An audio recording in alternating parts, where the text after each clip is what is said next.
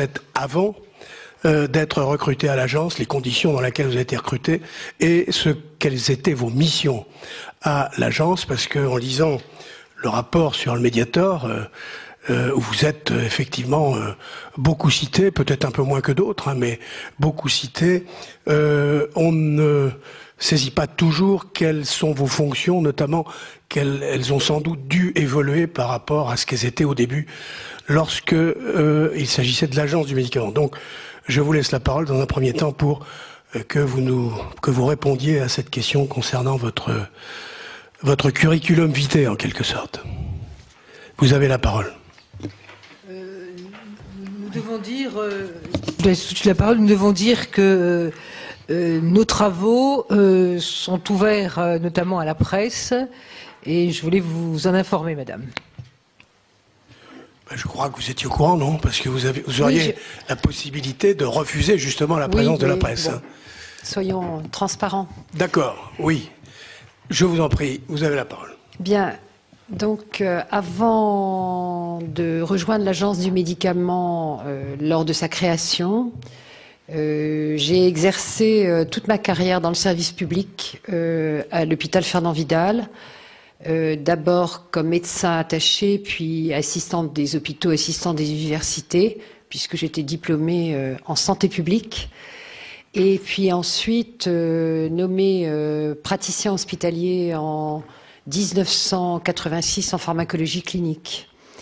À ce titre, j'ai d'abord exercé dans le service du professeur Fournier au Centre Antipoison de Paris, et j'ai fait partie des premiers toxicologues et pharmacologues qui ont créé le système de pharmacovigilance avec les premiers centres de pharmacovigilance dans les années 74-75 qui ont été créés évidemment à la demande des chefs de service de l'époque, puisqu'il a fallu attendre le décret de 1984 pour que la pharmacovigilance soit officiellement créée. Donc tout au long de ces années-là, jusqu'en 1993, j'ai évidemment pratiqué la toxicologie clinique, la pharmacologie et la pharmacovigilance, puisque j'ai animé et géré le centre de pharmacovigilance de l'hôpital Fernand Vidal à Paris. J'avais bien sûr une activité aussi de consultation, et au début des années 90, c'est vrai que j'ai envisagé de modifier mon parcours. Je ne savais pas très bien comment, et il se trouve qu'en 1993, lors de la création de l'Agence du médicament, le professeur Jean-Michel Alexandre, qui devait prendre les fonctions de directeur de l'évaluation du médicament, a cherché parmi les pharmacologues et les pharmacovigilants un candidat qui serait prêt à rejoindre l'Agence du médicament. Donc après quelques réflexions, j'ai accepté. J'ai accepté dans un premier temps d'ailleurs à titre temporaire, ne sachant pas très bien si j'étais évidemment fait pour rejoindre l'administration ou pour continuer ma carrière de praticien hospitalier. Donc après quelques mois en sifflet, puisqu'il fallait quand même que je puisse continuer à gérer le centre de pharmacovigilance de Paris-Fernand Vidal, j'ai finalement rejoint complètement à temps plein début des années 94. Début des années 94. Donc ça n'a pas été un choix, enfin c'était un choix guidé par effectivement les échanges que j'ai pu avoir avec le professeur Jean-Michel Alexandre, mais aussi guidé par cette volonté de modifier ma carrière et de quitter l'hôpital. Je dois dire que ça a été c'était pas facile au tout départ parce que je ne connaissais pas bien l'administration et que je travaillais sur le terrain, et que pendant très longtemps, jusqu'à il y a 2 ans, j'ai gardé une activité de consultation à l'hôpital parce que je pensais que c'était très important de garder le contact avec la clinique, et en ayant une demi-journée de consultation par semaine, et puis tous les 15 jours. Et puis il y a 2 ans, à la suite d'ailleurs d'un accident j'ai été obligée d'arrêter, ce d'autant que j'avais quand même aussi, à côté de mes responsabilités à l'agence, des responsabilités européennes qui faisaient que, bon, il y a un moment où il faut... À partir de 94, vous avez exercé quelle fonction exacte à l'agence? Alors, j'ai d'abord été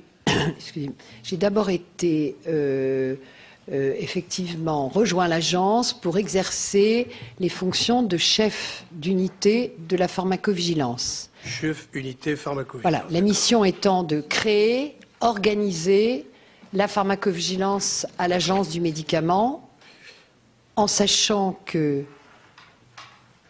cette agence, dans l'année qui suivait, devait intégrer l'Europe du médicament avec la création de l'Agence européenne du médicament le 1er janvier 1995. Ce qui veut dire qu'à partir du 1er janvier 1995, j'étais aussi représentant français au groupe de pharmacovigilance européen. C'est ça, il faut mettre 95. Non, il n'y a pas... Si. Non, 95, vous n'avez pas le début. On n'a pas depuis 2000, c'est 95. Enfin, non, d'où l'utilité de ces auditions, parce que ça ne correspond pas tout à fait aux indications que nous avions, mais c'est vous qui avez raison, forcément. Donc, inutile de vous demander si vous avez ou avez eu des liens d'intérêt avec les laboratoires. Si c'est le cas, c'est il y a très longtemps. Je n'ai jamais eu de lien. Jamais. Très bien. Parfait. Écoutez, sans plus tarder, je vais passer la parole à Madame la rapporteure qui va vous poser un certain nombre de questions. On va commencer, donc, si vous le voulez bien, en deux parties pour permettre, on va procéder à cet interrogatoire en deux parties. Une première qui concernera donc l'affaire du Mediator proprement dit, et une deuxième, si on a le temps, mais compte tenu de ce départ que nous prenons, je doute que nous ayons le temps de procéder à la deuxième partie, puisqu'il faut aussi que les commissaires puissent vous poser les questions qu'ils souhaitent vous poser. Donc, je vous suggère, Madame la rapporteure, de faire une première tranche de questions concernant l'affaire du Mediator. On passe ensuite la parole au commissaire, et après, si nous avons le temps, nous continuons sur les questions de la partie B, qui porte sur l'évaluation et le contrôle du médicament. Vous avez la parole, Madame la rapporteure. Puisque notre mission, Madame, comporte non seulement le Mediator, mais tout le système d'évaluation et de contrôle du médicament. Donc vous êtes chef de service de la surveillance du risque, du bon usage et de l'information sur les médicaments à l'AFSAPS. Quand et comment avez-vous été informé pour la première fois des effets nocifs du Mediator qui a été mis sur le marché à partir de 1976. La presse de ce jour rappelle qu'en Belgique, par exemple, son enregistrement a été refusé dès 1977. Quelles mesures avez-vous alors engagées? Deuxième question. Peut-être qu'on pourrait, question par question, qu'est-ce je vais en regrouper deux questions. Deux, oui. Si vous voulez, alors. Connaissez-vous les suites qui ont été données aux premières analyses relatives aux dangers des fenfluramines, notamment dans les conclusions de l'étude de l'IPPHS de 1995, et comment ont été traitées les informations provenant dès 1998 des unités de pharmacovigilance de l'agence? Et j'ajouterais, si vous le enfin, je me le permets, puisque je suis le président, je m'excuse, mais quand avez-vous su que le Mediator s'appelait Benfluorex, et est-ce que vous avez établi le lien qu'il pouvait y avoir avec la liste de DCI, de dénomination commune internationale, qui avait été établie à partir de 50 par l'OMS? Vous savez que chaque famille thérapeutique a ce qu'on appelle un segment clé, et que tout ce qui est orex est forcément un anorexigène. Alors il est important de savoir à quel moment vous avez fait cette liaison. Et est-ce que vous l'avez fait un jour? Bon, j'ai entendu un grand professeur qui m'a dit, je me suis aperçu qu'en 2009 que le Benfluorex existait. Alors effectivement, tout est possible, hein. Mais est-ce que... Oui, non, mais je sais de quoi c'est le professeur Abenaïm dans une interview du Figaro, hein, qui le disait. Bon. Madame Casteau, vous avez la parole. Alors les trois questions en fait sont séparées, mais en même temps, évidemment, il y a un lien entre les trois. Alors je voudrais commencer par la seconde, comme ça on comprendra pourquoi je reviens à la première. Parce que lorsque j'ai rejoint l'agence, nous étions déjà dans l'évaluation, dans cette démarche de réévaluation des risques des anorexigènes, les amphétaminiques et les fenfluraminiques. Et qu'à l'époque, lorsque je suis arrivée, c'était déjà un dossier que nous avions en charge, le système de pharmacovigilance et bien sûr la DPHM. Et que cette fameuse année 94 a été une année charnière pour nous puisque nous étions dans l'attente des résultats préliminaires intermédiaires de cette fameuse étude conduite par Lucien Benahim, dite IPPHS, qui avait été au départ une demande du laboratoire Servier, mais que nous avions totalement validée et ensuite en grande partie pris à notre charge, bien sûr. Et il avait été dit que les agences des pays qui participaient à cette étude devaient être de manière confidentielle, bien sûr, informées des résultats. Donc, pour ce qui est des amphétaminiques et des fenfluraminiques, c'est un dossier donc que j'ai pris en charge dès mon arrivée en janvier 94 et que j'ai suivi jusqu'au bout puisque vous devez savoir que l'affaire a été portée à l'Europe et que la France a été nommée rapporteur pour ce dossier. Donc j'ai participé à l'expertise européenne des anorexigènes, aussi bien les amphétaminiques que les fenfluraminiques. La première rencontre avec le Benfluorex, le Mediator, pour moi est assez tardive. Elle date du milieu des années 95. Et je vais expliquer pourquoi. Simplement, je voudrais porter à votre attention un point. C'est que lorsque les résultats de l'étude IPPHS nous ont amenés à communiquer nos inquiétudes à l'agence européenne, à la suite de la demande d'arbitrage par l'Allemagne, le dossier évidemment la démarche de réévaluation a commencé à l'Europe avec un tour de table des pays pour connaître quels étaient les anorexigènes qui étaient sur les marchés européens. Et je voudrais dire donc que la première occasion qui était peut-être effectivement de faire sortir le Benfluorex, que ce soit la France ou d'autres pays qui l'avaient sur le marché, a été une occasion qui n'a pas été suivie, dans la mesure où seuls les produits qui avaient une autorisation de mise sur le marché dans l'indication aide à la perte de poids ou anorexigène ont été pris en compte dans l'évaluation européenne. Tout ça pour dire que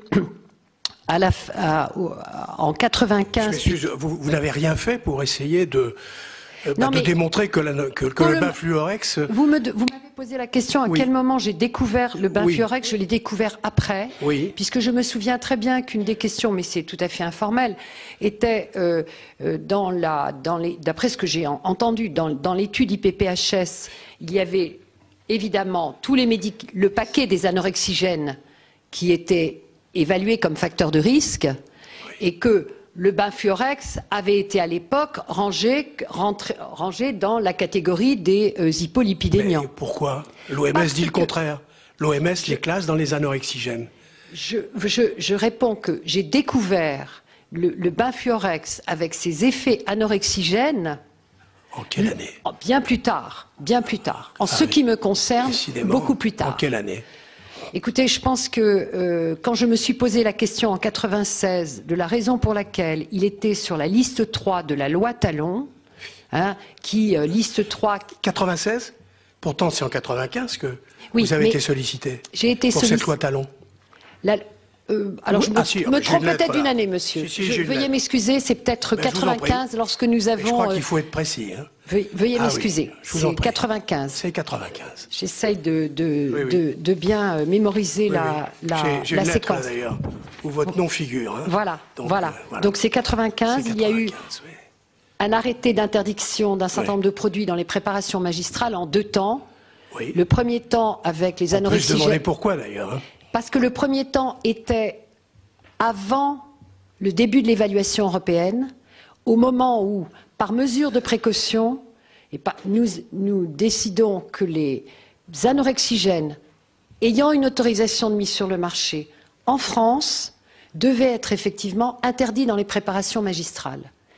Et puis une commission de pharmacovigilance au début de l'été 95 revoit l'ensemble du dossier et dit que, par mesure de précaution, il faut non seulement interdire les autres anorexigènes qui étaient sur les marchés européens et que nous n'avions pas, nous en France, oui, plus la liste qui était sur la liste 3 de la loi Talon. Oui. Et là, dans lequel il y avait le Benfluorex. Voilà. Et c'est à ce moment-là que j'ai découvert le Benfluorex. Et je me suis posé la question, mais c'est personnel, hein, ça n'engage que moi, oui, de la raison pour laquelle il y était.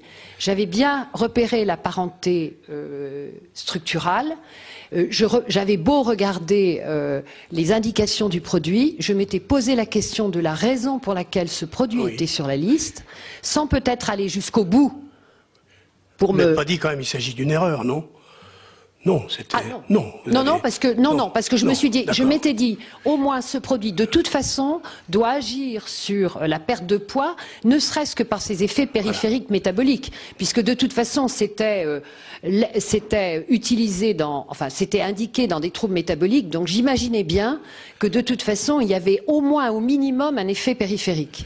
Et que le fait le raisonnement que nous avons tenu à l'époque pour effectivement l'interdire dans les préparations magistrales, c'était un raisonnement par précaution en se disant au moins nous, en pharmacovigilance, on a beaucoup de mal à surveiller les produits qui sont prescrits en préparation magistrale, donc prenons effectivement cette précaution d'interdire toute cette liste de produits et on surveillera d'autant mieux les spécialités qui resteront sur le marché. Nous n'avions pas à l'époque, si vous voulez, nous n'avions pas pris cette décision par, comment dire, sur des arguments pharmacologiques qui nous faisaient penser qui pouvait nous faire dire que le Benfluorex était de la même famille que les autres anorexigènes. C'était par précaution.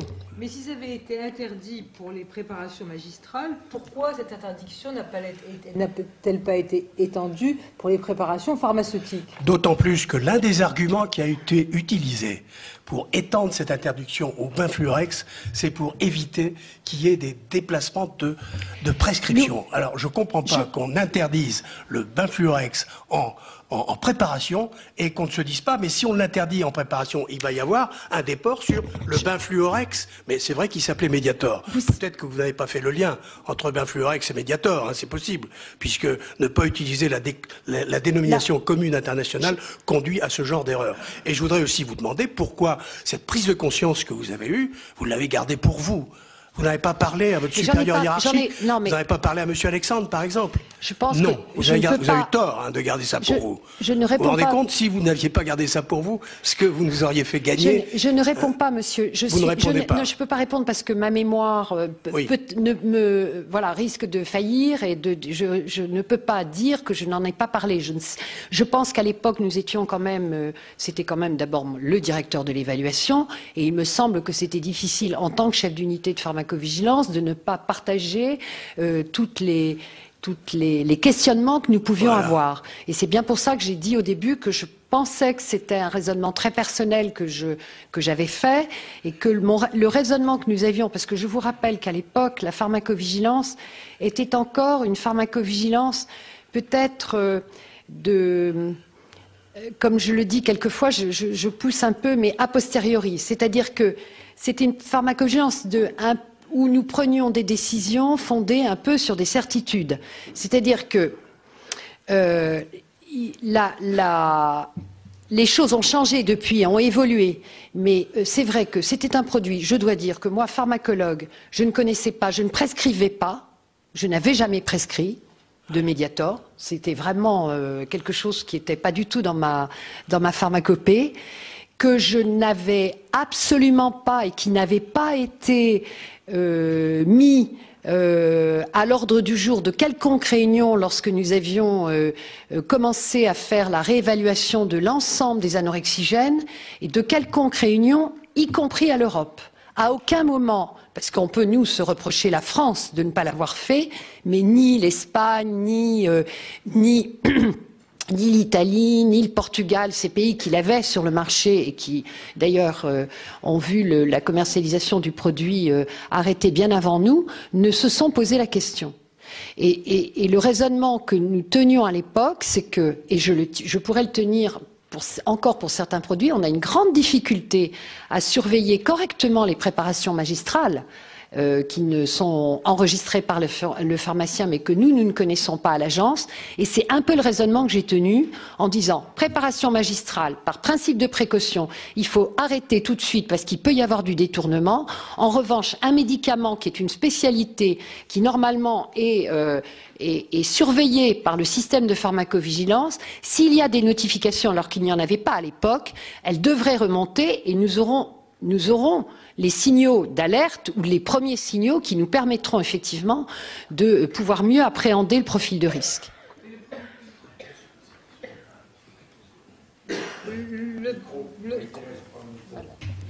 Oui, je dis, vous n'avez pas répondu à la question de Madame la rapporteure. Hein, les raisons pour lesquelles vous n'avez pas retiré du marché le Benfluorex alors que vous le retirez des préparations magistrales. Il y a une incohérence là. Il y a une incohérence qui n'est pas qu'on ne comprend pas. Hein.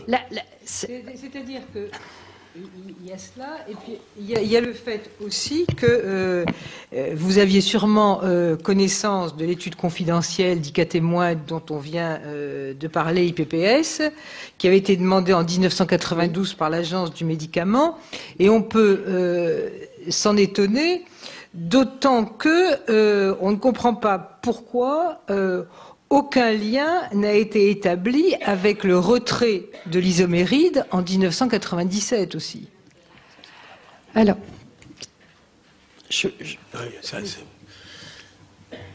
vous avez la parole, je vous en prie. Bon, en septembre 1997, à la demande des laboratoires Servier, isoméride et Pondéral sont retirés de tous les marchés.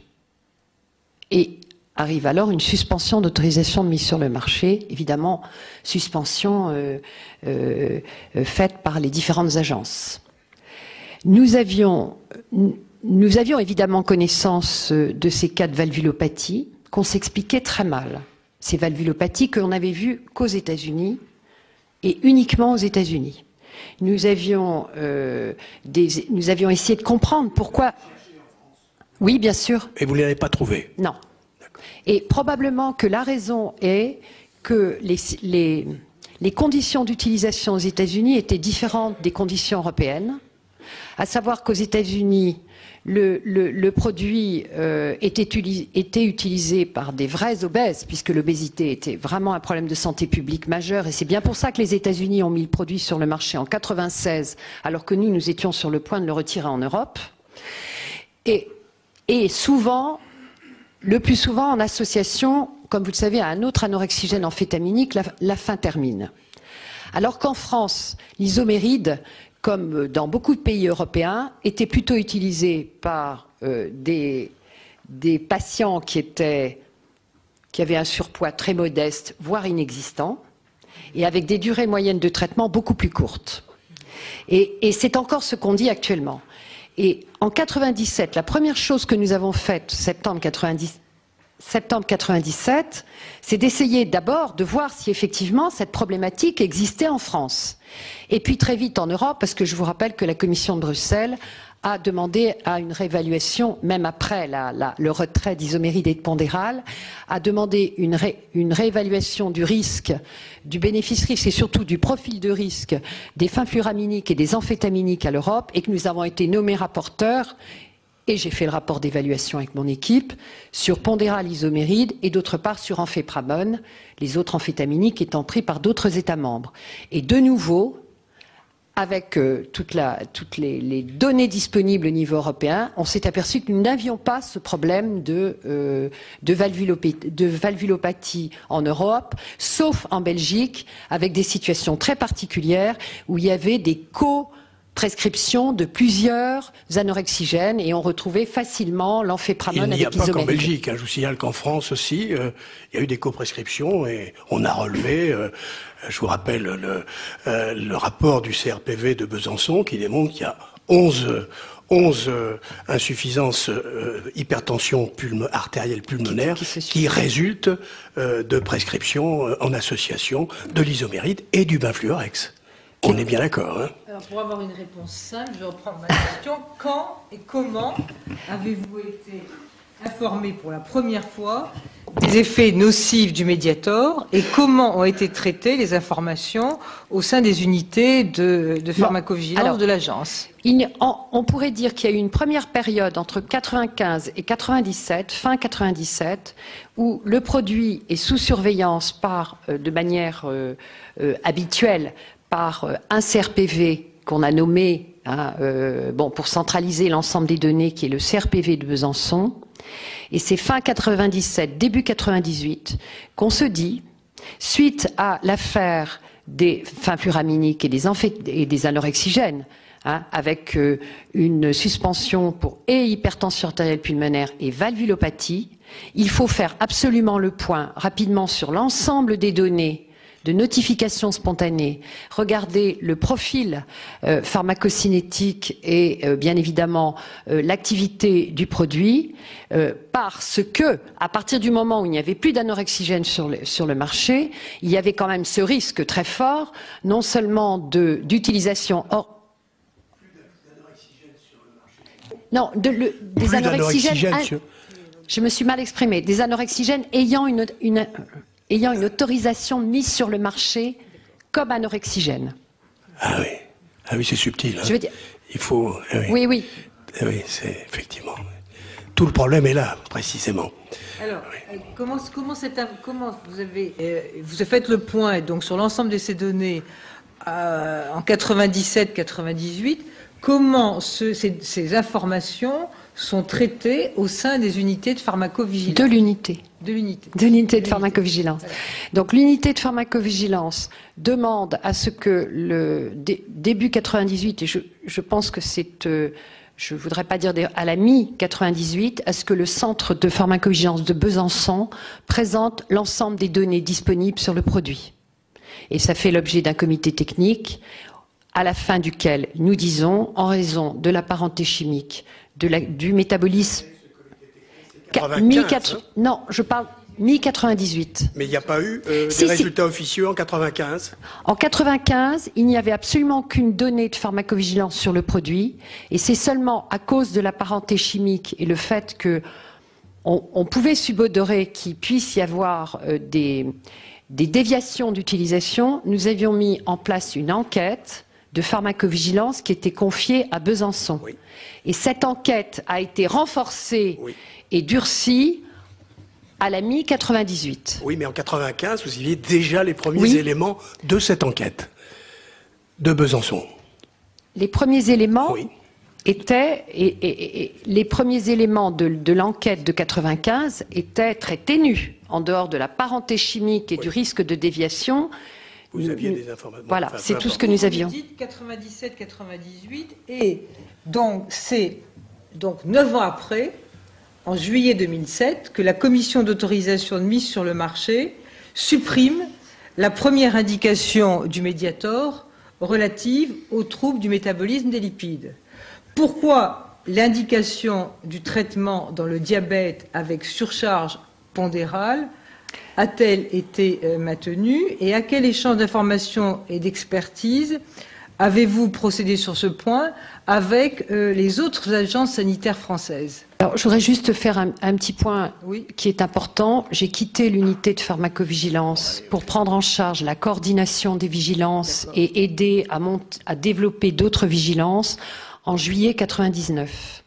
Donc, pendant toute une partie de mon existence, de mon exercice professionnel à l'agence, je suis passée en deuxième position, tout en étant quand même évidemment toujours très proche. Mais en revanche, comme vous avez dû le voir, j'ai été vice-président puis président du groupe de pharmacovigilance européen jusqu'à décembre 95.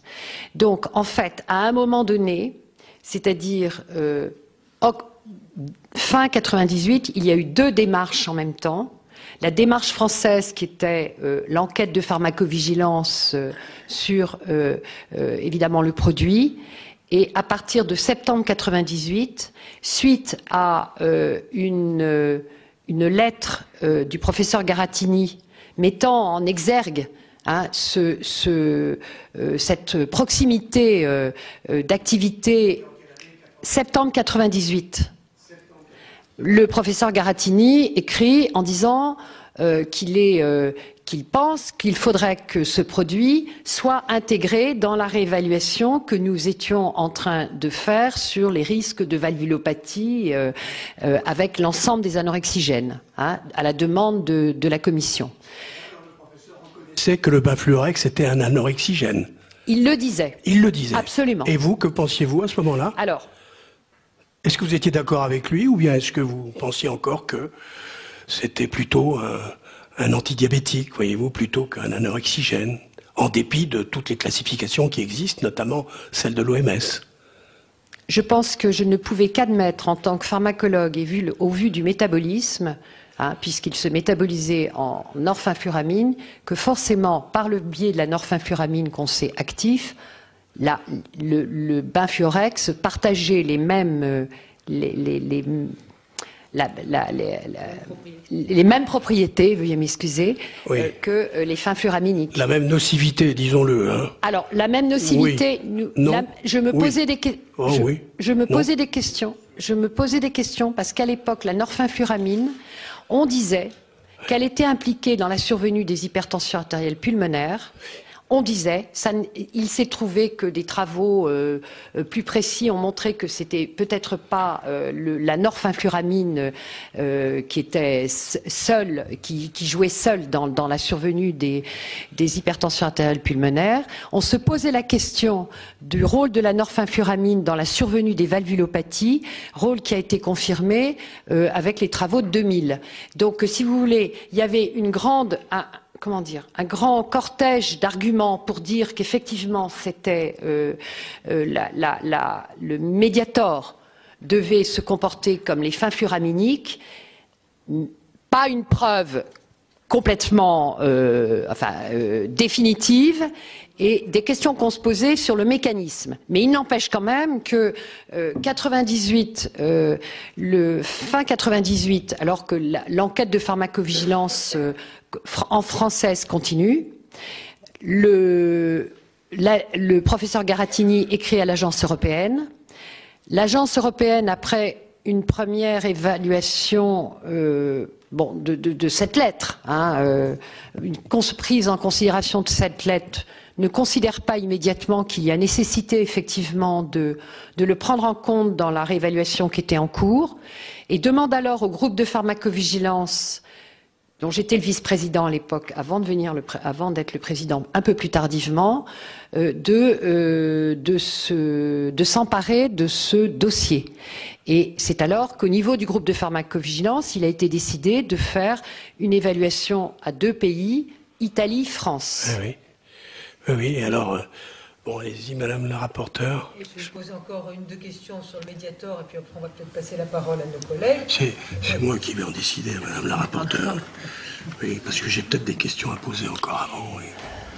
Simplement, je voudrais savoir quand avez-vous été informé des décisions qui ont été prises dans d'autres pays européens, notamment l'Espagne et l'Italie, sur le retrait du Mediator, et quelles ont été les conséquences pour l'agence? Alors, l'information de l'Espagne, je peux le dire en tant que, à l'époque, président du groupe de pharmacovigilance, date de 2003. L'Italie, je n'ai pas le souvenir que l'Italie ait informé l'agence européenne, puisque je rappelle qu'à cette époque-là, j'étais tout à fait dans une autre... C'est le mésusage, là. Hein. J'étais dans un autre... enfin, j'avais quitté complètement Vous occupez du risque et du mésusage, c'est ça? Comment? Du risque et du mésusage des médicaments, c'était ça? Non? Pas encore? Mon rôle était de m'occuper, non, de la coordination des vigilances, c'est-à-dire de mettre en place, d'asseoir l'hémovigilance, donc produits sanguins labiles, de créer la biovigilance organes, tissus, cellules, de participer à l'organisation de la cosmétovigilance et de faire que toutes les vigilances sécurité sanitaire, quelles qu'elles soient, y compris alimentaire, y compris environnement, puissent effectivement travailler ensemble dans la mesure où on voyait bien déjà qu'il y avait des risques transversaux qu'il fallait prendre en compte. Donc c'est une époque où j'étais à la fois président du groupe de pharmacogence Europe, mais en demandant une certaine neutralité et objectivité vis-à-vis des dossiers, dans la mesure où j'étais là-bas comme président et pas comme représentant français. Et à côté de ça, une autre mission jusqu'à l'été 2005 où le directeur général de l'AFSAP, Jean Marimbert, m'a demandé de revenir pour renforcer le système de gestion de risque et de mettre en place notamment l'activité plan de gestion de risque et études pharmaco-épidémiologiques. Mais ça ne veut pas dire que je n'étais pas quand même, je ne suivais pas le dossier, hein, je ne veux surtout pas me... Vous n'avez fait que le suivre. Je l'ai suivi, mais voilà. Vous pensez que vous avez utilisé tous les moyens dont vous aviez, en particulier au regard de l'article 12, pour imposer, si vous voulez, à vos partenaires, peut-être une vision plus rigoureuse du Benfluorex, parce qu'il y avait à l'époque tous les éléments qui vous permettaient de demander le retrait du Benfluorex du marché. Oui. Or, j'ai pas l'impression qu'à cette époque-là, la France ait fait entendre sa voix. Au niveau européen, et c'est une constatation que je fais tous les jours, hein, puisque je suis toujours à l'Europe, c'est extrêmement difficile, et d'ailleurs c'est toute la complexité de ce dossier. C'est extrêmement difficile de se faire entendre lorsque vous êtes minoritaire avec un produit. C'est-à-dire que autant l'Europe fonctionne assez bien quand ce sont des produits en procédure européenne, où là c'est un pour tous, tous pour un, et de toute façon les décisions sont contraignantes, autant c'est plus compliqué. J'espère que la révision communautaire qui a été publiée en décembre va changer les choses, avec les procédures nationales pour des produits qui ne sont pas sur tous les marchés européens, et c'était loin d'être le cas pour Benfluorex, ce qui veut dire qu'une grande majorité des pays ne s'intéressent absolument pas à la problématique. Et vous voyez bien, on l'a vécu récemment avec le Ketom, hein, qu'on a voulu suspendre du marché, et l'Europe a dit non. Non, on n'est pas du tout d'accord. Mais justement, puisque c'était une procédure qui n'était pas soumise à autorisation européenne, et sachant au niveau européen que l'Espagne, dès 2003, avait décidé de retirer ce médicament, pourquoi finalement la France, c'est la question que se pose le citoyen de base, pourquoi la France, n'étant pas soumise à cette procédure européenne, n'a-t-elle pas pris la même décision? Pourquoi? Pourquoi? Je me permets de dire... Excellente question. Je me permets de dire que lorsque l'Espagne nous a informés, elle nous a pas dit que c'était elle qui avait retiré du marché. Ouais, mais enfin... Non, je dis les choses... C'est du formalisme, ça, madame. Bah, écoutez... Là, moi, je ne crois pas, là.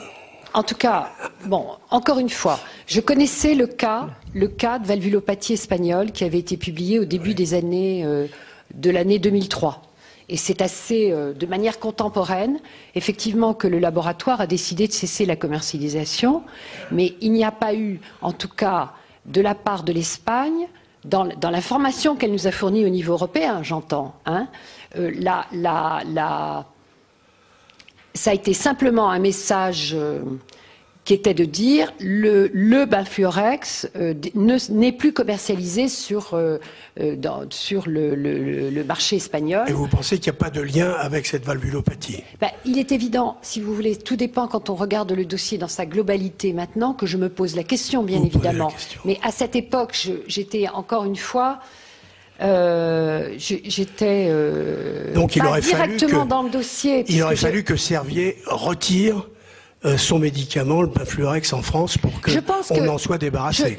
Je pense quand même me permettre. Je pense me permettre de dire une chose, c'est que la pharmacovigilance repose sur, évidemment, l'ensemble des informations qui, non seulement nous arrivent des professionnels de santé, quelque source que ce soit, mais aussi du laboratoire. Oui. Donc je me pose des questions sur... je n'ai pas eu je n'ai pas vu de courrier ou d'informations arrivées du laboratoire en 2003 pour nous annoncer cette décision d'arrêter la commercialisation du produit non seulement en Espagne puis en Italie.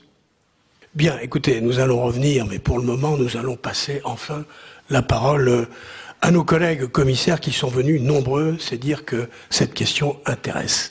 Alors, Madame Goulet me demande la parole depuis pratiquement le début de la séance. Non, je lui donne la priorité. C'était pour me noter, Président, c'était pas pour la réclamer, c'était juste pour m'inscrire. Merci beaucoup. Excusez-moi. Oui. Non, c'était très intéressant. Écoutez, je suis pas médecin, je suis pas pharmacien, madame, je suis un consommateur de base et qui plus est consommateur de coupe-faim. Donc, ce sujet m'intéresse.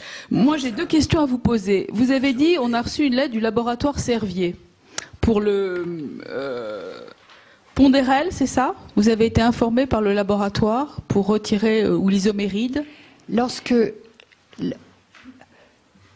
Je vais terminer ma question. Oui. Non, ce courrier que vous avez reçu du laboratoire, quel est son circuit d'examen et quelle est la publicité qui est donnée à ce courrier qui vous arrive du laboratoire et qui attire l'attention sur les risques éventuels? La première question.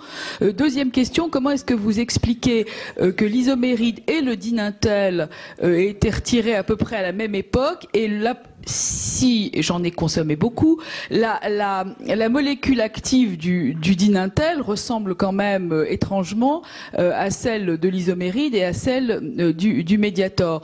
Donc je voudrais savoir quel processus a fait que ce Dinintel a été retiré de façon extrêmement rapide et je dirais dirigiste, alors que les autres médicaments sont restés sur le marché plus longtemps.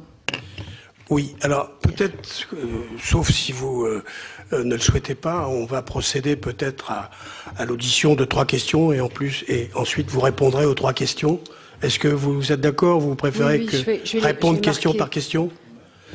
Alors, Monsieur Dezessart. Oui, mais écoutez, moi je vous ai entendu, Madame.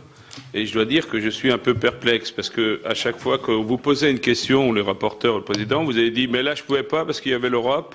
Ah ben là je pouvais pas parce que mon directeur il avait pas l'air d'accord. Ah là je pouvais pas.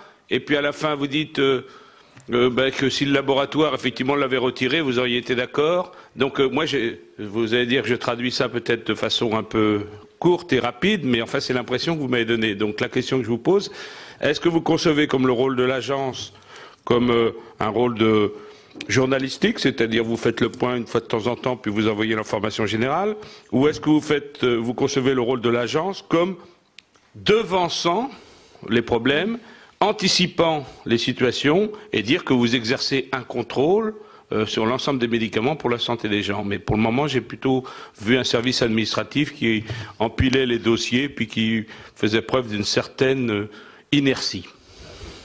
Que cette comparaison avec le journalisme ne soit pas ressentie par les journalistes comme une critique, alors qu'ils ont effectué leur travail remarquablement. Hein. Merci de... Et on ne peut pas en dire autant de l'AFSAPS, donc cette comparaison doit être... Merci, mais ce n'était pas une comparaison, je voulais dire que je demandais à Madame de préciser quelle était la mission... Monsieur Cazot. Excusez-moi, Madame Cameron. Oui, c'est justement là. Ah, voilà. Bon, Madame, le 1er février 2001, Servier vous envoie un courrier décrivant un protocole d'études sur 12 mois, qui inclut un suivi cardiaque, bref, des échographies. Tout cela traîne en longueur, alors d'abord pourquoi? Et ce n'est qu'en 2006 que cette étude se fait, et elle n'est rendue finalement qu'en 2009 à l'APSAPS. Alors pourquoi n'avoir pas insisté auprès du laboratoire Servier pour que ces données sur le Mediator soient transmises en 1 an comme c'est l'habitude et non pas en 3 ans? Madame Casteau, vous pouvez répondre, s'il vous plaît.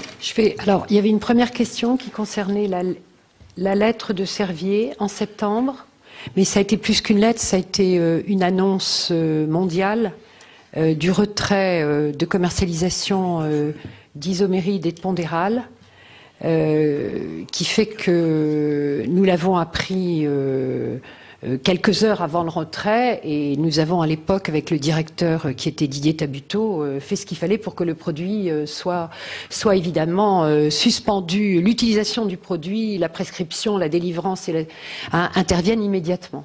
Donc c'est comme ça que... excusez-moi, mais c'est le laboratoire Servier qui a retiré l'isoméride et le pondéral, ou comme en Espagne, ou c'est vous qui avez interrompu? J'ai cru comprendre que c'était dans un esprit d'extrême précaution, quoi, que le laboratoire avait consenti 3 jours après que ce retrait ait eu lieu aux États-Unis, de le faire, quoi. Ce qui montre bien sa grande compassion, une fois encore, hein, n'est-ce pas? Je crois que c'est comme ça qu'on présente les choses, hein. Écoutez, dans les souvenirs, puisque j'étais chef d'unité à l'époque, hein, ça a été ça a été une décision de la part de Servier extrêmement brutale, qui est extrêmement brutale, hein, et qui a été suivie d'une suspension d'autorisation de mise sur le marché immédiate dans l'ensemble des pays. Non, mais vous y êtes suivi, vous n'aviez pas le choix, hein, mais c'est quand même Servier qui a retiré par précaution, ce produit. D'accord, c'est ça. Concrètement, effectivement, c'est le laboratoire qui a retiré, et ce n'est pas l'agence, avec sa mission de pharmacovigilance, qui a permis que le produit soit retiré. C'est exactement nous étions, je rappelle quand même qu'à cette époque, nous étions, les conditions de prescription et de délivrance des anorexigènes avaient été extrêmement resserrées et restreintes depuis plusieurs années. C'est vrai. Que nous, c'est vrai. Et que nous étions passés. Que nous avions, et que nous arrivions au bout de la réévaluation européenne. L'Europe avait jugé, puisqu'il y avait eu un arbitrage. Donc, vous savez que l'arbitrage, les décisions sont contraignantes, et avait décidé de laisser le produit sur le marché, mais dans une niche qui faisait que on était passé de quelques centaines de milliers de boîtes mois à même pas quelques milliers. Hein, donc, le produit était surveillé. Et je rappelle aussi que, bien évidemment, on est vigilant et qu'on surveille aussi ce qui se passe dans les autres pays. Nous avions connaissance des premiers cas rapportés par la Mayo Clinic de valvulopathie, et nous avions immédiatement fait une réunion, et on s'était pour essayer de voir si en Europe et en particulier en France, nous avions ce problème de valvulopathie que nous n'avions pas. Pour les réunions, vous êtes imbattable, hein. Il y en a eu 17 en tout sur le la seule Bafluorex. Où vous êtes plus critiquable, c'est sur les actions, c'est vrai. C'est ça, mais autrement, les réunions, il n'y a pas de problème. Ensuite, alors, question suivante, qui était la deuxième... une question de monsieur Dezessart. Il y avait une autre question, je crois, sur le Dinatel. Donc, je redis ce que j'ai dit au début.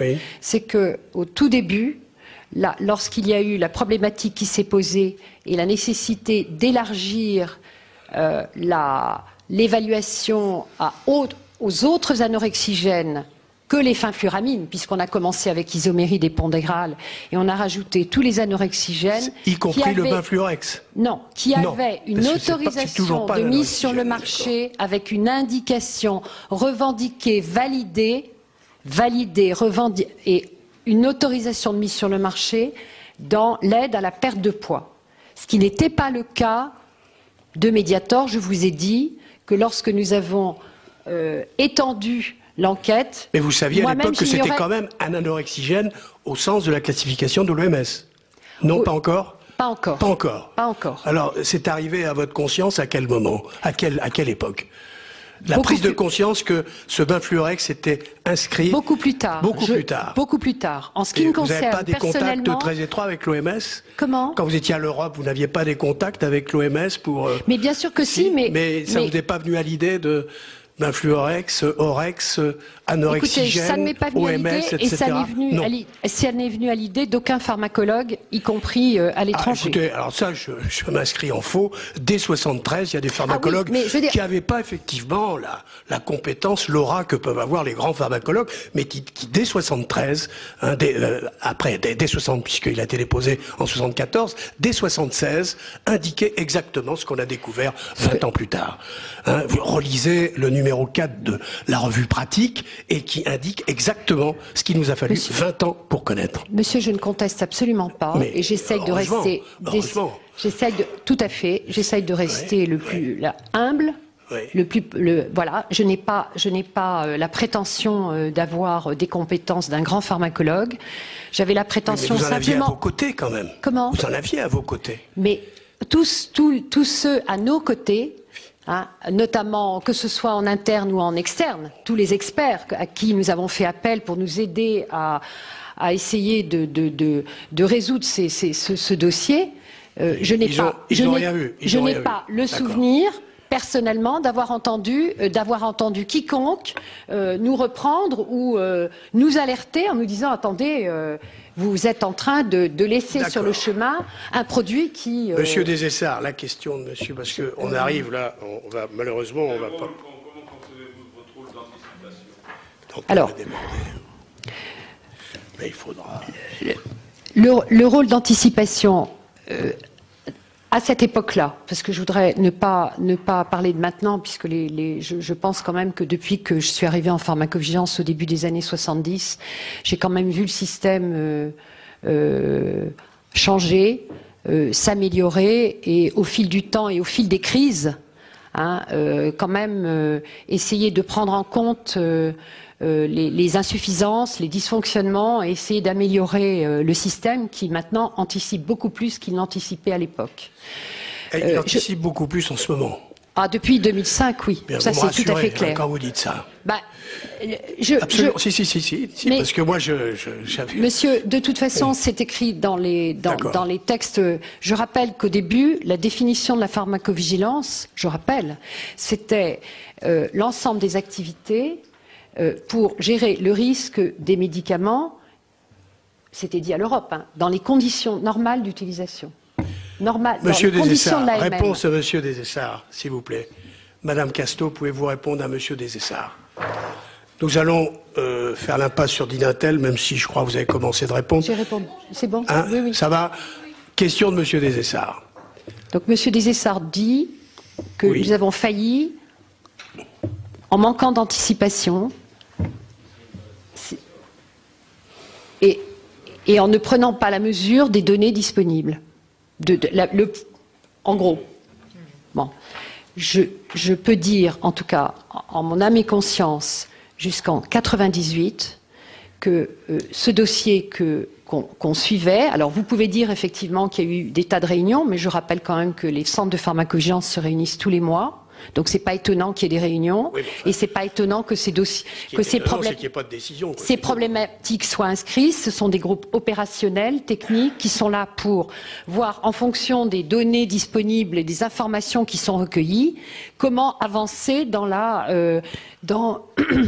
dans l'évaluation du dossier et éventuellement recommander des mesures s'il le fallait. Et c'est vrai que l'ensemble du système de pharmacovigilance, avec les centres de pharmacovigilance, dans le cadre de ces comités techniques, jusqu'à la mi-98, n'a pas considéré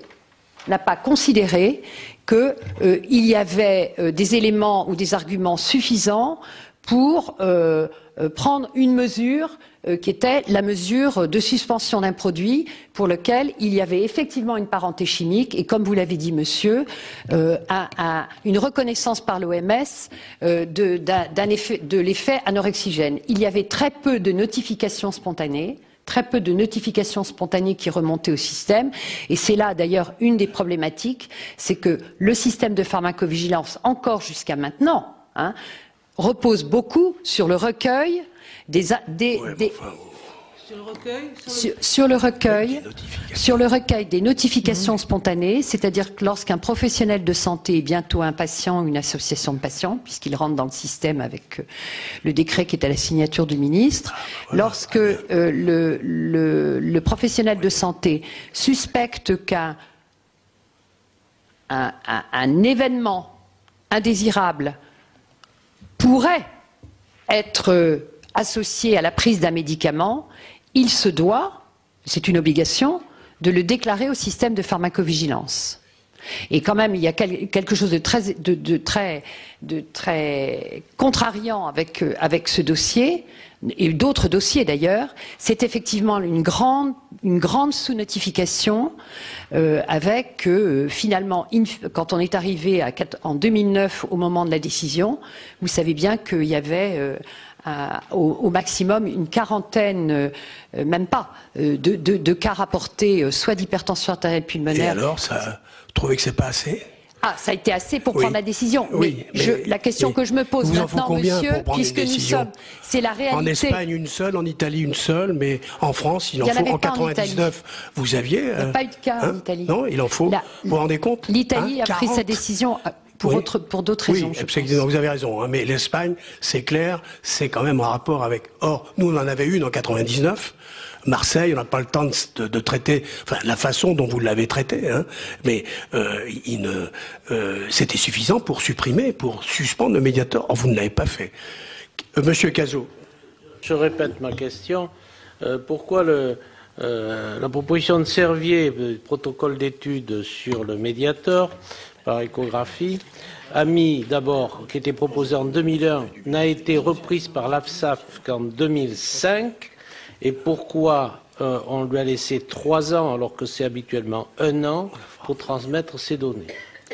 Alors, et pour prolonger la question de M. Cazot, qui est d'un autre ordre, mais que je ne vous ai pas posé tout à l'heure, est-ce qu'au sein de votre service, vous avez eu connaissance de situations de conflits d'intérêts et comment celles-ci ont-elles été gérées?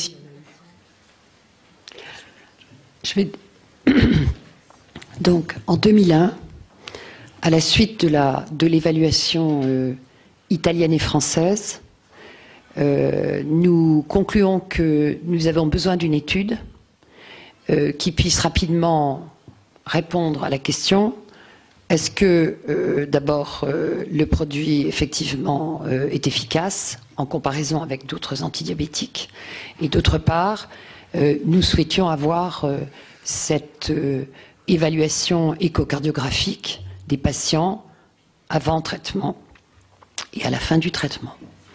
Bon, nous avons eu un premier protocole au cours de l'année 2001 qui a été évidemment regardé de près et par les Italiens et par les Français. Je rappelle que c'était une demande européenne. Les Italiens, en fait, ont répondu plus vite que nous au laboratoire en faisant un certain nombre de remarques. Et donc, de toute façon, le premier pays qui a réagi, le laboratoire devait suivre. Alors, si j'ai bien compris les choses, parce que c'est une séquence que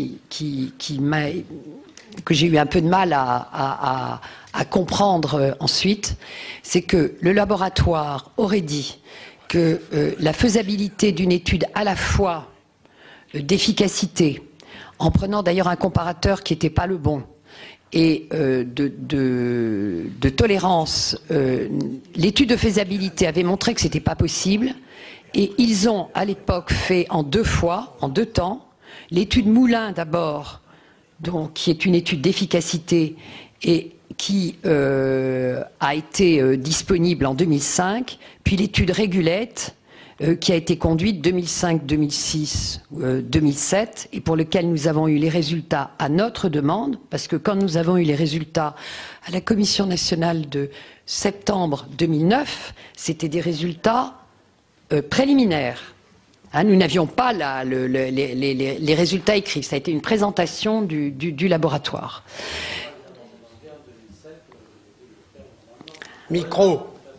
Micro, monsieur Cazot. On ne vous entend pas. C'est toujours regrettable de ne pas vous entendre. il faut 1 an pour ce type de protocole, et là on laisse 3 ans pour avoir le résultat.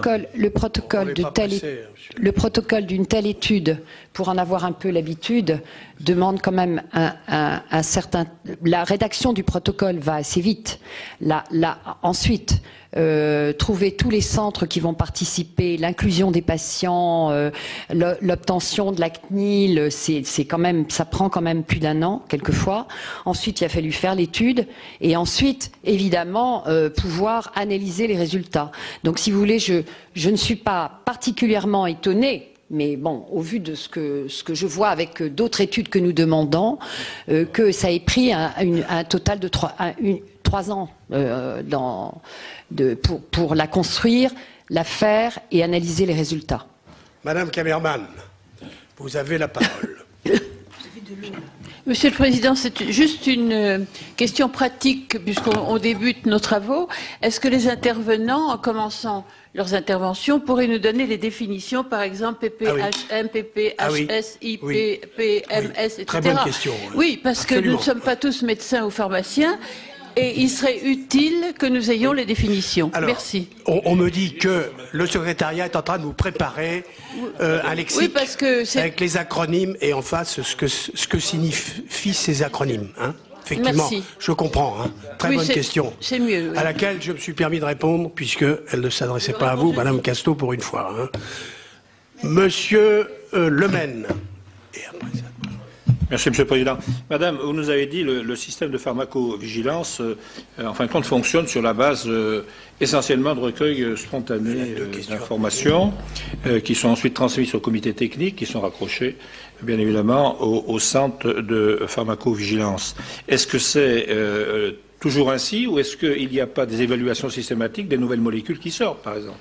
Et une fois que cette molécule est prise en considération, que la nocivité est perçue, comment se fait la suite de la décision, dont je veux bien admettre qu'elle dure un certain temps, et là, vous illustrez, s'il vous plaît, comment ça s'est passé pour le médiateur. Deuxième question, vous nous avez dit, en Europe, c'est extrêmement compliqué de se faire entendre si on est minoritaire. C'est compliqué sur quoi? Pour se faire entendre sur quoi si on est minoritaire? Parce que systématiquement en Europe, si on est minoritaire, on peut plus se faire entendre. Je veux dire qu'il y a là un déni par rapport à l'aspect scientifique. Parce que l'on soit minoritaire ou majoritaire, si on peut démontrer la nocivité d'un médicament, en l'occurrence, ou d'une molécule, c'est pas d'être minoritaire ou majoritaire, parce que là, c'est des rapports de force, de pouvoir, qui n'ont rien à voir avec la science et qui n'ont pas de valeur heuristique.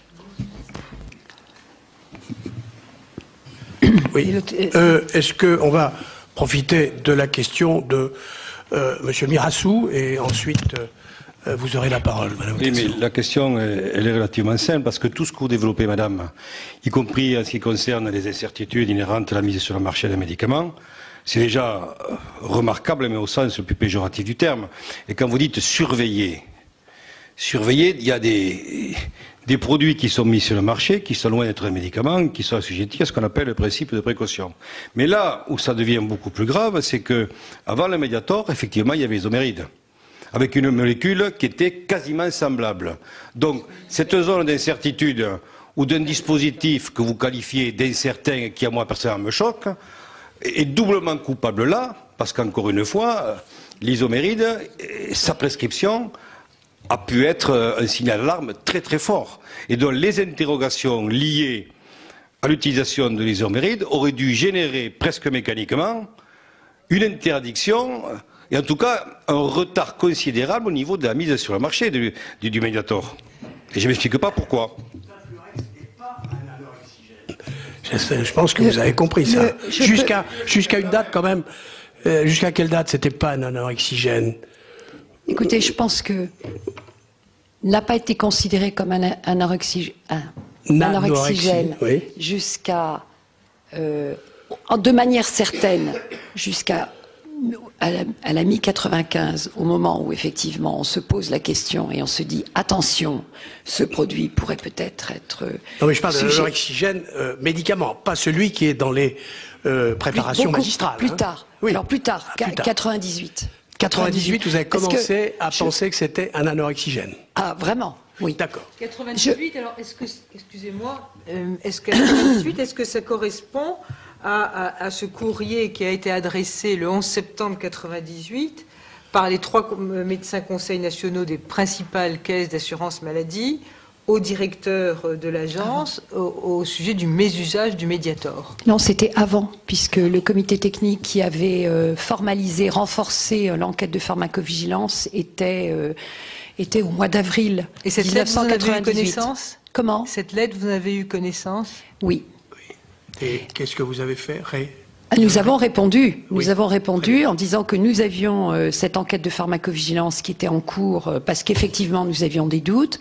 Et par ailleurs, il y a une autre direction qui a répondu sur les données d'exposition. C'est tout ce que vous avez fait. Vous avez répondu. Vous n'avez pas pris de mesures. Après, Enfin, vous avez répondu. non, mais ce qui est déjà beaucoup. Je réponds en tant que chef d'unité de pharmacovigilance. Je Oui, me bien reste sûr, à mais ma rassurez-vous, place en ayant bien insisté. Nous interrogerons sur votre le supérieur fait que- hiérarchique, bien entendu. Voilà, hein. bien sûr. Bien sûr. Mais on commence par. Oui. Étant donné que les premiers cas index qui commencent à inquiéter, comme vous l'avez dit tout à l'heure, et le premier cas de valvulopathie, enfin d'insuffisance aortique 99. de 99, et le premier cas d'hypertension artérielle pulmonaire dit pur Oui, chez un un petit patient peu qui après, meurt oui. de juin 99, Oui. et à l'époque, nous Mais avions... ça suffit toujours pas. C'est pas écoutez, suffisant. de mon côté, D'accord. je fais Nous en sommes tant que chef exigeants en d'unité France, une hein. lettre. Oui. Pour expliquer que ces 2 cas, plus les données pharmacologiques, et que nous avons sur le produit, nous font dire qu'il y a certainement à accélérer le processus de réévaluation. Donc c'est conclusion 2009. Hein. C'est la conclusion Oui. de l'unité de pharmacovigilance fin juin 2008. D'accord. 98, excusez-moi. Ah, ça aurait été 98. 2008, c'était À chaque formidable. fois, je hein. fais une erreur Oui, de bah 10 oui, ans, parce c'est que une horreur. Vous avez l'impression qu'on a perdu notre temps entre 98 et 2008, Non, peut-être, mais c'est ça? 98. Non, c'est pas ça. 98. Bien. Alors, oui, Monsieur Le Maine et Monsieur Mirassou, allez-y. Alors, Monsieur Lemel, c'est la difficulté et l'intrication entre les deux systèmes, les systèmes d'évaluation européenne et nationale. Pour tout vous dire, de l'expérience que j'en ai depuis les années 73, au moment où j'ai commencé à faire de la pharmacovigilance et jusqu'en 95, les choses étaient assez simples, dans la mesure où de toute façon, c'était une responsabilité nationale, non seulement de surveiller évidemment le profil de risque et de prendre les décisions qui s'imposaient. D'ailleurs, à ce titre, je voudrais rappeler que dès que le isoméride a été mis sur le marché, nous avons mis une enquête de pharmacovigilance parce que nous connaissions Pandéral, qu'il y avait eu un premier cas d'hypertension artérielle pulmonaire qui avait été rapporté quelques années avant, et que donc on suspectait effectivement qu'isoméride se comporte comme Pandéral. Les deux avaient évidemment une autorisation de mise sur le marché pleine et entière, comme anorexigène. Bien. À partir de 95, nous arrivons dans l'Europe du médicament, avec une agence européenne qui s'intéresse tout d'abord, c'est vrai, à toutes les procédures centralisées. Donc nous sommes d'accord pour les procédures centralisées, la Commission qui décide. Là, l'Europe joue son jeu et de toute façon, tous les dossiers qui sont vus, puisque c'est l'Europe qui en a la responsabilité, les décisions sont contraignantes et sont prises à la majorité. Donc je rappelle que nous sommes maintenant 27, ce qui devient plus complexe. Très rapidement, nous avons eu un certain nombre de problématiques que nous, France, nous avons fait remonter à l'Europe dès le début des années 95. Il n'y a pas eu que les anorexigènes, il y en a eu d'autres médicaments pour lesquels nous avons estimé que comme le produit se trouvait sur d'autres marchés, c'était notre responsabilité que les autres pays soient, 1, informés et 2, participent effectivement à l'évaluation. Lorsque c'est une procédure formelle dite d'arbitrage, ça revient à dire que de toute façon, c'est le comité des spécialités pharmaceutiques qui procède à l'évaluation, qui va émettre des recommandations et qui devront être entérinées ou pas par la commission Bruxelles et donc contraignantes. Toute la difficulté est lorsqu'il ne s'agit pas effectivement d'une procédure formalisée d'arbitrage. C'est-à-dire lorsque, au niveau d'un des groupes de travail du comité des spécialités pharmaceutiques, qui est le groupe de pharmacovigilance, il y a un tour de table des États membres qui chacun présente ses problématiques, et lorsqu'une problématique peut être partagée par d'autres pays parce que le produit est sur plusieurs marchés, là, l'évaluation peut se faire en commun, il peut y avoir des recommandations, mais qui sont la plupart du temps, comme ça n'a pas ce côté formel, pas toujours suivi, et chacun repart et fait ce qu'il veut. Et la difficulté, comme je disais tout à l'heure, c'est de pouvoir que tous les pays participent vraiment à cette évaluation quand une grande partie n'ont pas le produit sur le marché ou considèrent qu'ils n'ont pas les mêmes préoccupations. Je peux prendre l'exemple de Ketom, que nous avons suspendu, pour lequel il a fallu le remettre sur le marché, comme vous le savez, à la suite d'une décision du Conseil d'État, et qu'après un recours du laboratoire... Ce qui n'est pas le cas du Mediator. Alors, j'arrive. Le Mediator, vous aviez la possibilité de le retirer sans être obligé de passer par les structures européennes. Oui. Pourquoi ne l'avez-vous pas fait? Nous ne l'avons pas fait, parce que je vous ai dit la stricte vérité, c'est que au tout début, dans les premières années, il n'a pas été considéré comme un anorexigène et faisant partie de la liste européenne. Vous m'avez dit qu'en 98... Avant 98. J'essaye de faire l'époque 94-98. Et ensuite, à partir de 98, où à la suite de la suspension d'Isoméride, on considère que là, il faut vraiment faire cette enquête de pharmacovigilance et essayer de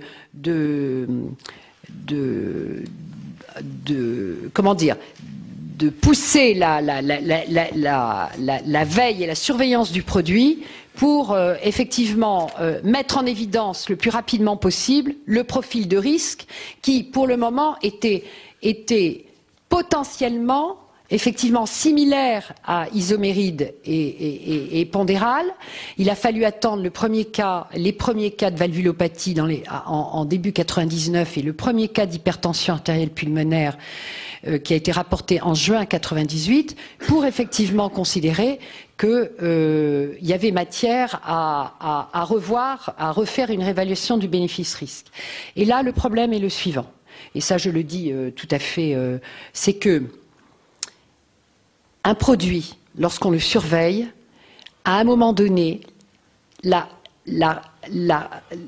l'évaluation du risque ne peut se faire strictement qu'en prenant en compte les données d'efficacité et le bénéfice et les conditions d'utilisation du produit. Ce qui est je le dis, oui, mais ça ne plaide pas en faveur du Mediator, ce que vous dites là. Parce que le Mediator, tout le monde reconnaît qu'il ne servait à rien. Monsieur, j'essaie d'expliquer le ressenti que j'ai du dossier et je pense qu'il y a eu un problème de process à un moment donné où j'ai le sentiment que on voyait le risque parce que le risque a été vraiment suivi sans prendre en compte peut-être tous les aspects du bénéfice et à l'inverse une efficacité et une évaluation de l'efficacité qui ne prenait peut-être pas suffisamment en compte les données de risque. Alors que cette notion de bénéfice-risque, elle est devenue évidemment essentielle avec les textes européens de 2004 et encore plus maintenant avec la révision communautaire qui a introduit le fait que la réévaluation du risque ne peut pas se faire sans la prise en compte de l'usage thérapeutique et donc des bénéfices du produit. Et j'ai eu trop l'impression, enfin c'est le sentiment que j'ai quand je regarde le dossier. On est obligé de se quitter, il y a toute la partie institutionnelle, mais est-ce que nous avions eu cette situation au moment de l'affaire du Vioxx, puisque le Sénat a déjà élaboré un rapport, et notamment pour remettre en place une nouvelle évaluation et tout un contrôle de médicaments. Ce rapport, nous l'avons vous faites partie de la mission, nous avons été rapporteurs, Anne-Marie Payette et moi-même, et nous avions proposer un certain nombre de solutions dont on peut s'étonner aujourd'hui qu'elles ne soient pas lues, ou en tout cas que le rapport de l'IGAS rejoigne nos conclusions. Mais dans les auditions que nous avions eues à l'époque, il y avait quelque chose qui m'avait interpellé, et ça m'a interpellé quand vous avez dit tout à l'heure, il y avait 40 notifications. Il nous avait été dit que finalement, un médicament aujourd'hui était mis sur le marché selon un modèle pasteurien. Bon. Alors que, donc, pour des pathologies qu'on soigne type antibiotique. Or, la plupart des médicaments aujourd'hui sont dispensés pour des pathologies à long terme. Et donc, le fait de le mettre sur le marché avec un modèle qui est un modèle pasteurien fait qu'à un moment, quand on le prend à long terme, il y a une évaluation du bénéfice-risque qui dysfonctionne par rapport au modèle qui a été mis sur le marché. Et donc, est-ce que finalement, quelque part, la notion de bénéfice-risque n'est pas due à la mauvaise formalisation du modèle qui ne correspond plus aujourd'hui aux pathologies en cours? Je pense que, bon, d'abord les standards... Et qui fait que quelquefois vous hésitez quand vous avez 1, 2, 3, 4, 40 notifications et que le citoyen ne comprend pas. Les standards de mise sur le marché, d'autorisation de mise sur le marché, depuis que voilà, je suis dans le médicament, ont bien évolué, et heureusement. Et vous, comme vous le savez, à la suite effectivement d'une de cette mission, et en particulier de la révision des textes législatifs pour essayer de renforcer la surveillance des risques et du bénéfice-risque des médicaments, il y a quand même eu des outils qui ont été mis en place à partir de juillet et décembre 2005. Et c'est-à-dire que lorsqu'on met un médicament sur le marché, d'accord, bon, on part du principe que rien n'est fixé, rien n'est figé, et que tout est à faire et tout est à apprendre au plan des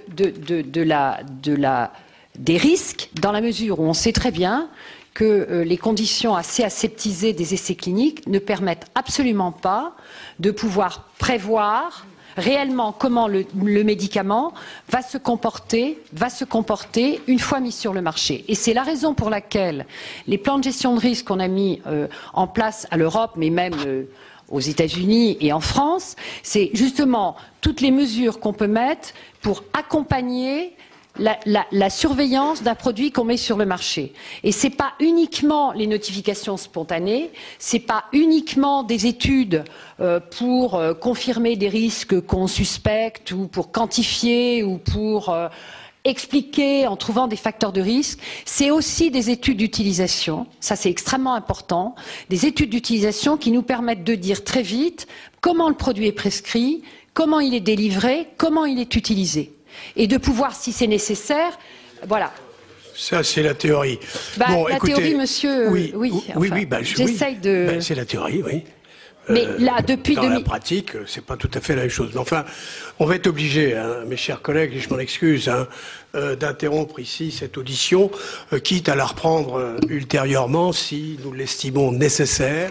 Je pense que malgré le temps restreint qui nous était imparti, nous avons pu poser les questions que nous souhaitions, et nous allons donc remercier Madame Casteau de s'être livrée à ce jeu des questions, et j'aurais moi-même eu à lui poser énormément de questions, mais malheureusement ce ne sera pas le cas, donc il est possible qu'on la fasse revenir. Hein, et